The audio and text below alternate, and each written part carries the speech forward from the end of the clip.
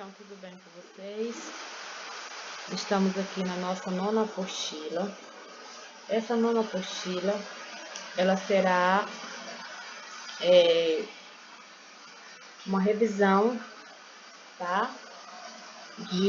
Dos conteúdos estudados até o momento, tá bom? Então, vamos iniciar aqui. Matemática, sua professora Ivanilde. Olha, a primeira questão diz o quê? Paulo e Beatriz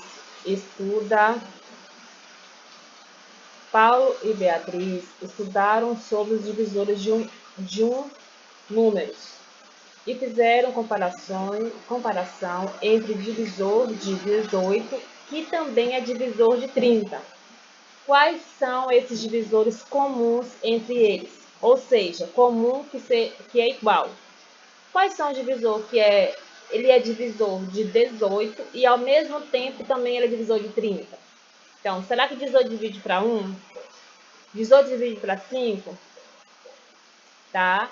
Então, aí você vai fazer a comparação. Como é que eu sei? Dividindo. Você vai dividir. Se o resultado for 0, a divisão for exata, ele é divisor. Mas se a divisão sobrar algum resto, ele não é divisor, tá bem? Seguindo aqui sobre os múltiplos. Quais múltiplos comuns de 4 e 6 há de 0 a 40? Tá bom? Vamos determinar os múltiplos de 4 e 6.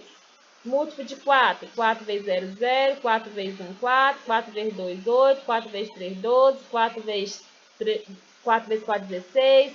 4 vezes 5, 20. 4 vezes 4 vezes 6, 24. E assim por diante. Então, eu quero saber até aqui no 40, tá bom? Por que tem essa reticências? Porque esse é infinito, não tem fim. Então, aqui é a mesma coisa, os múltiplos de 6. 6 vezes 0, 0. 6 vezes 1, 6. 6 vezes 2, 12. 6 vezes 3, 18. 6 vezes 4, 24. 6 vezes 5, 30. 6 vezes 6 são 36, tá bom? E 6 vezes 7 são 42.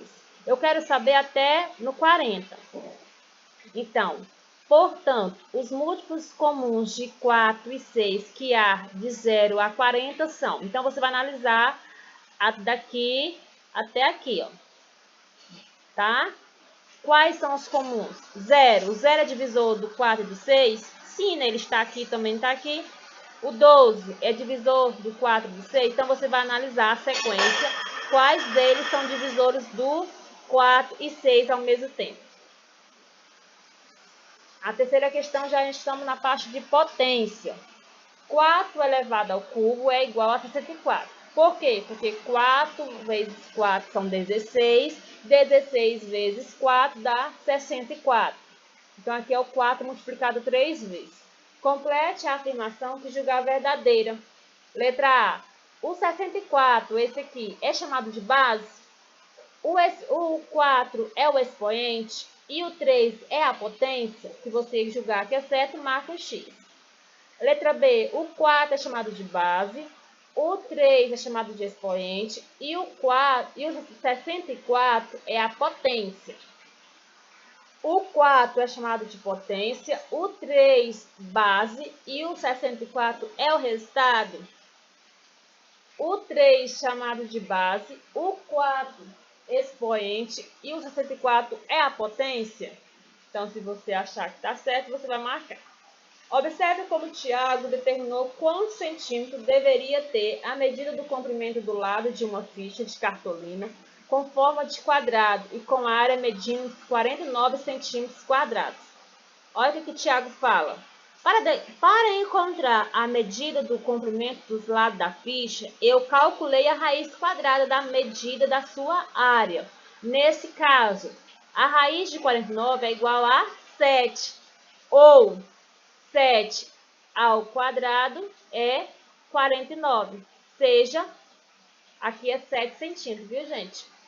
É 7 centímetros, tá bom? Sendo assim, se Tiago determinar uma área medindo 121 centímetros quadrados, qual seria a medida? Então, você vai determinar a raiz quadrada de 121, tá bom? Qual o número que é ele vezes ele é 121? Será que é 10 centímetros quadrados? 10 vezes 10 é quanto? É 100, né? Então, você vai multiplicar 11 vezes 11. Se 11 vezes 11 for 121, você vai marcar a opção 12 centímetros quadrados, 13 centímetros quadrados. Bom, vamos aqui partir para outra. A professora de matemática do 6º ano de uma escola perguntou aos alunos qual seria o resultado da expressão. Então, ela colocou aqui a expressão, tá? Depois que resolver essa expressão, vai determinar um resultado, tá bom? Então, como é que eu resolvo essa expressão? Primeiro, calculando o que está dentro do quadrado. Do quadrado não, dos parentes, tá bom? Incutir lá com o quadrado, né? Acabamos de ver a questão anterior, tá bom? Então, aqui, ó, você vai determinar esse aqui primeiro, que é os parentes, e seguida esse. Depois, os que estão fora dos parentes. Então, você vai aqui, ó, 5 mais 6 é 11, você vai colocar o 11 aqui. Vai repetir os que estão fora do parente, desce aqui o menos 3, o mais 5, e o sinal aqui também de mais, tá bom? 6 menos 3 é 3. Então, todos eles ficaram fora do parente, porque você determinou já os que estão dentro do parente. Soma todos eles, resolve a continha. Onde for de somar, você soma. Onde for diminuir, você vai diminuir. Os alunos que acertaram responderam que o resultado será o quê? Será que quando eu terminar de responder essa expressão, o resultado vai ser 16, 14, 15 ou vai ser o 13? Vamos para a seguinte. A 6, o que eu coloquei aqui na 6? O consumo de água de uma casa é representado pela tabela. Tá bom? Deixa eu voltar aqui. Pela tabela. Qual a diferença do consumo de água entre janeiro e fevereiro? Pessoal, aqui eu coloquei a tabela. Mês de janeiro, o consumo de água foi de 5.175, né, litros. Fevereiro foi 3.804. E no mês de março foi 4.485 litros de água. Eu quero saber a diferença. Vocês lembram que quando se fala em diferença, é uma subtração, tá bom? Então, você vai subtrair. O que é subtrair? Diminuir a continha de menos. Então, você vai pegar os dados aqui, ó, de janeiro e fevereiro, somente esses dois aqui. Tira a continha de subtração. O resultado que der, com certeza vai ser um desses aqui, você marcar o X, beleza?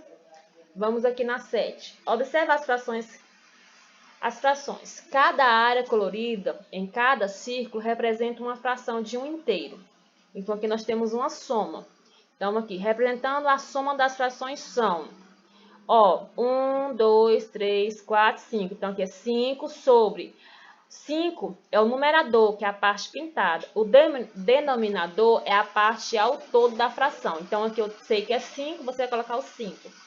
1, 2, 3, 4, 5, 6, 7, 8. Então, 8 é a parte ao todo. Então, você vai colocar 5 sobre 8. Aqui você tem duas partes pintadas. Então, 2 sobre 1, 2, 3, 4, 5, 6, 7, 8 também. Então, 2 sobre 8. Então, você montou as duas frações, você vai somar. Quando você vai somar, você soma só o numerador, a parte que está em cima, tá? Você não vai somar o denominador, tá? Não mexe com ele, então só conserve. Então, quando você somar, vai ser uma dessas respostas aqui.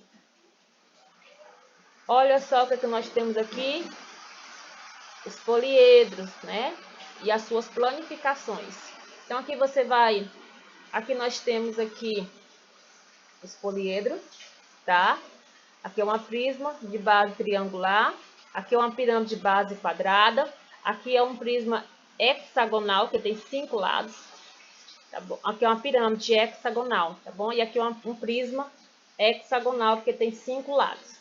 Então, aqui são os desenhos montados, A, B, C e D, e aqui a letra I, o número I, desculpa, I, o número 2, o número 3 e o número 4 são os desenhos desmontados, que são chamados de planificação. Planificação é a parte do desenho desmontada. Aqui ele está montado e aqui ele está desmontado, tá bom?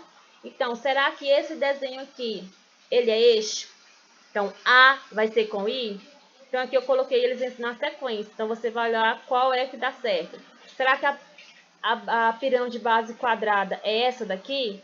B vai ser com I, o B vai ser com B com o número 1, o B com 2, ou o B com 3, ou o B com 4. Qual é?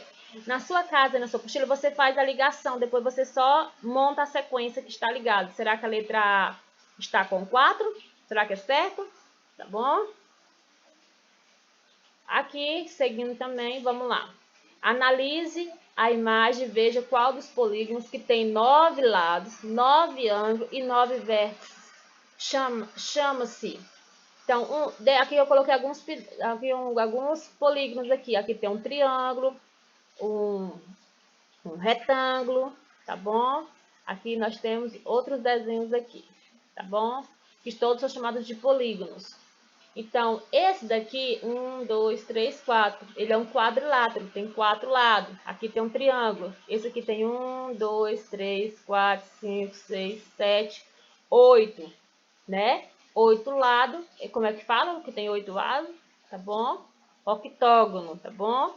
1, 2, 3, 4, 5. Um pentágono. Isso aqui é chamado de pentágono, porque tem 5 lados.